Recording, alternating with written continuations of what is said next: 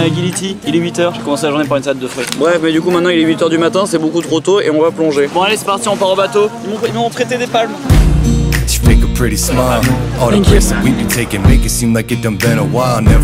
mais c'est très stylé de se baigner au milieu des statues et je sais pas trop à quoi va ressembler la vidéo qu'il a prise, mais le truc c'est que c'est vraiment blindé. Les statues elles sont au fond de ça, il y a vraiment plein de bateaux dessus. En vrai si je regarde pas et que je coupe pas, on voit des palmes sur la vidéo et aussi que je me prends quelqu'un en sortant. Après c'est super beau, la mer est incroyable, il y a des poissons bleus. Et une option plus chère qui part à 6h du matin et où il y a moins de monde. Je pense que les influenceurs font ça pour cliquer leurs meilleures photos. Bon déjà le départ à 9h c'était tôt, 6h je crois que c'est pas jouable. Par contre la mer a vraiment une couleur incroyable. C'est vraiment sur un bleu transparent de ouf. Après cette excursion coûtait quand même seulement 150 000, c'est pas beaucoup en euros. Et ça dure de 9h à 15h. Donc c'est plutôt ouf pour le prix. Et ça inclut un mec avec une GoPro qui nous filme et nous prend en photo. Ça c'était les coraux, maintenant on va plonger avec les tortues. Deuxième arrêt. Il y a un indien qui me regarde hyper bizarrement, je vais arrêter de faire ça.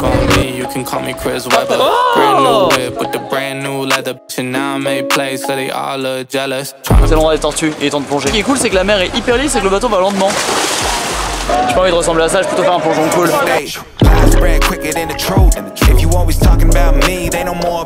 Ok bon c'était trop stylé et en fait ça va parce qu'il y a beaucoup de monde mais il y a aussi beaucoup de tortues. Du coup chaque groupe a sa tortue, du coup ça va, on peut s'approcher, on n'est pas trop gêné par les gens non plus. Donc franchement c'était plutôt ouf. En plus les tortues étaient vraiment immenses, j'avais jamais vu d'aussi grosses tortues, elles faisaient presque je sais pas 1m20. On est à Guillemino.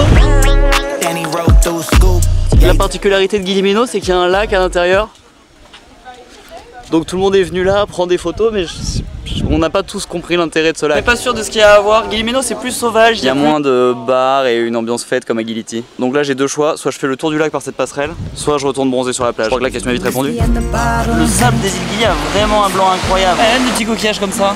Et il y a des trucs écrits sur le sable. Très cool les îles Gili. Bon et maintenant on est arrivé à Gili Air, la dernière des petites îles. Donc je propose qu'on descende explorer ça. C'est le même genre d'île déserte j'ai l'impression. Ils nous ont emmenés dans ce petit restaurant, j'ai mangé des espèces de légumes, ça s'appelait un gao gao, c'était assez bon, j'espère que je vais pas être malade. Mais le truc c'est qu'à Gili Air j'ai l'impression qu'il y a un peu rien à faire.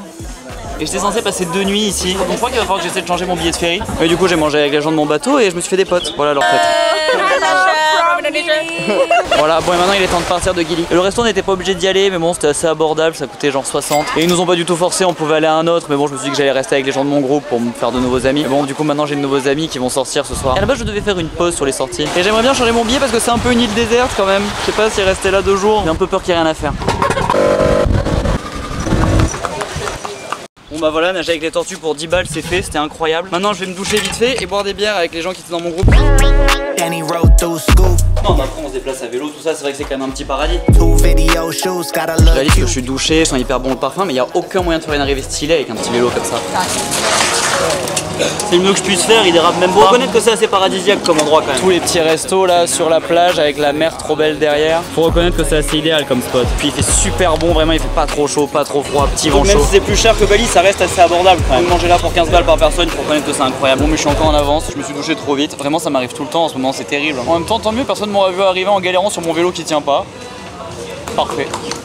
C'est marrant là j'ai un nouveau problème que j'avais jamais eu, je peux pas ouvrir toutes les vidéos qui sont en suivant. Je sais pas vraiment pourquoi ça a fait ça, c'est peut-être parce que j'ai débranché le disque dur sans l'éjecter hier. Mais bon du coup je crois que la vidéo s'arrête là. Trouve un métier.